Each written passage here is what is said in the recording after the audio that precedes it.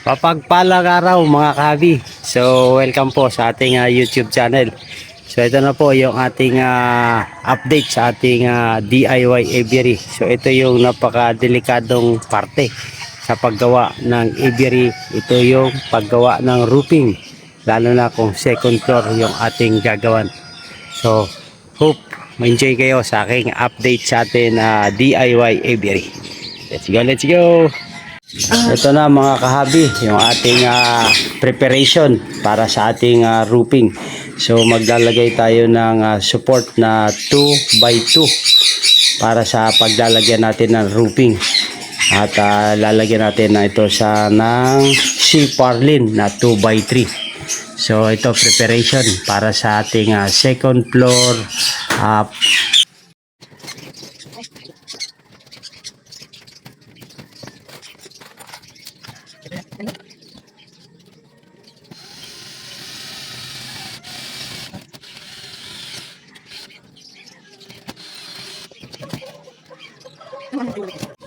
So yung height ng second floor natin mga kahabi ay mula sa flooring ay 3 meters. So yung meron isang poste na kinapos sa sukat dahil diretso ito sa ground floor na poste. So nagbaon tayo ng para sa pundasyon. So kinapos siya. So dudugtungan natin para magpantay sila sa 3 meters na ceiling. So nilagay ko 3, ang dinesisyonan ko ay 3 meters para hindi masyado mainit dahil second floor na ito. So naputol pa yung mga puno natin na pang shade sa aviary sana, kaya kailangan ng medyo mataas na ceiling para mayroong ventilation ika nga para doon sa ating pag natapos itong aviary. Ayun, yung nailagay na natin yung support sa gilid ay maglalagay naman tayo ng sloping para sa magkabilang side, para ito naman yung kakapitan ng C-Parlin. So 2x2 rin ang sukat natin dito, tapos ang pagitan nito ay 60, tapos sa papamakuan ng yero ay C-Parlin 60 rin yung gap na gagawin natin. So yan yung ating preparation uli para sa roofing. So ito ang medyo delikado, medyo mataas na, kaya kailangan na pag-igihin natin, mag-iingat sa pagdi-DIY. So puro screw lang gamit natin dito mga kahabi. So ayan, ito yung isang poste na kinapos. So kailangan nating dugtungan. So dalawang side ito na kinapos ang poste dahil diretso ito sa ground floor. So ang ginawa ko naman ay tinibayan ko yung pag-screw. So lahat ng side ay nilagyan natin ng screw.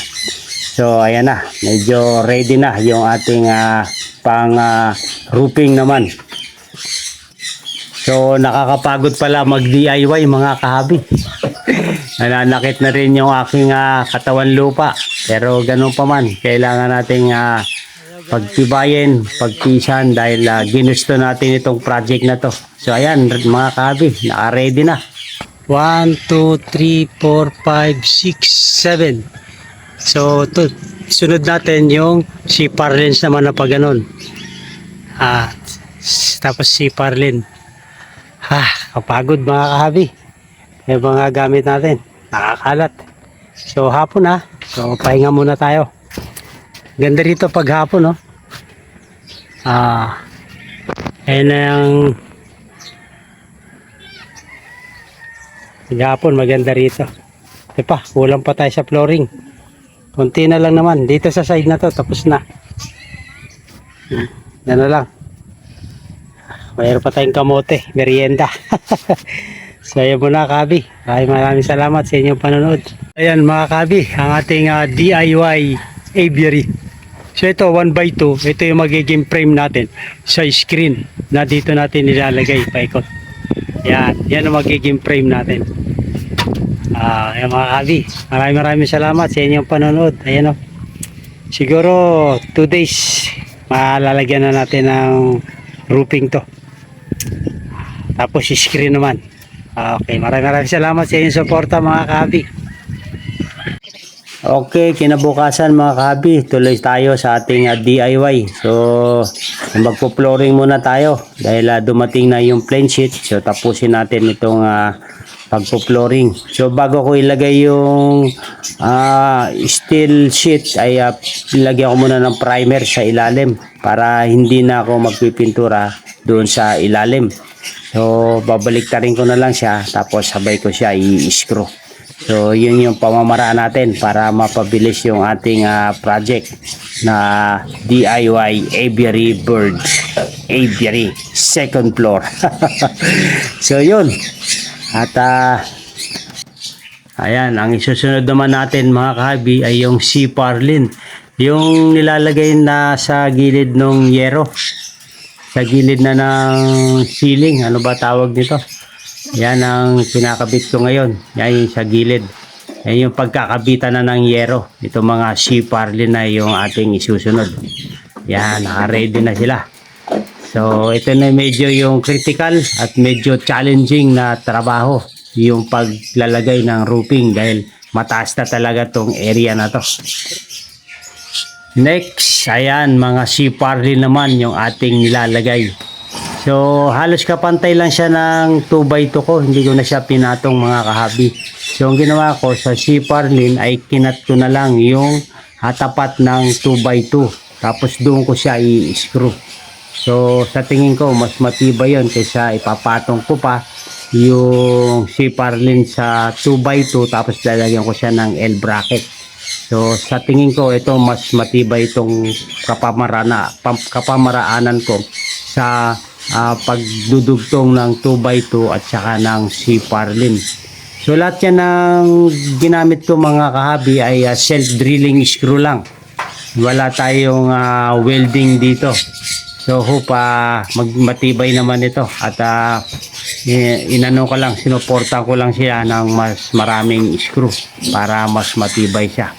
So ayan na, 60 by 60 yung gap niyan sa 2x2 at saka nung sa C-Parlin. Tapos isusunod naman natin dyan yung yero na. So yun na yung pinaka-delikado na parte. Ito na mga kabi, nakapag-latag na tayo ng roofing, ang color roof. Ang haba nito mga kabi ay 12 feet na color roof. Tapos yan, naiangat na namin ni Mrs. Siya yung katuwang ko sa pag-akyat. Ayan medyo ito yung mga delikado na parte rito. Well, nasa roof, wala tayong pinang-apakan na talagang matibay dahil wala pang yero. Pero gano'n pa man ay pag-iingat lang at dahan-dahan lang at matatapos din natin itong paglalagay ng roofing. So pangalawang layer na to. So ayan lang, talagang dedication natin sa paggawa natin ng DIY project nitong aviary second floor. Hindi ko alam to kung loop o aviary. Ganito kasi yung mga loop sa mga kalapate. Pero ang ilalagay natin dito ay ibon naman na mga exotic birds na mga alaga nating mga parrot. So ayan, nasa pangalawang yero na tayo at gamit ko dito tech screw na 2 inches. So hope mga kabi nag-enjoy kayo. So ito naman yung area niya nang sa kabilang bakod tayo. Ito yung magiging position niya. Medyo mataas talaga. So yan na yung ating birds aviary. So ayan na mga kabi, nalagyan na natin ng roofing. So tatlong color roof yung nating nailagay rito. Ayan, ito yung medyo delikado sa parte paggawa ng aviary, lalo na kung second floor yung atin medyo mataas. So ganun pa man, kailangan natin tapusin. So ito na po yung update. So sa flooring natin tapos na tayo, plain sheet. So ito na lang roofing kalahati. Ito itutuloy natin hanggang dito. Ayan. So almost 7 meters yung haba nito. Itong ating aviary 7 meters, tapos yung lapad is 280. Ayan po yung ating kinalabasan. So ito yung magiging ceiling natin. ano, trusses. Tapos hindi, no? Medyo delikado. 6 meters yung taas. Kaya medyo delikado pag roofing. O ganun pa man, kailangan natin. So hanggang dito lang muna kahabi, yung ating update sa ating roofing. So ito na yung color roof natin na nai-install. So ayan mga kahabi.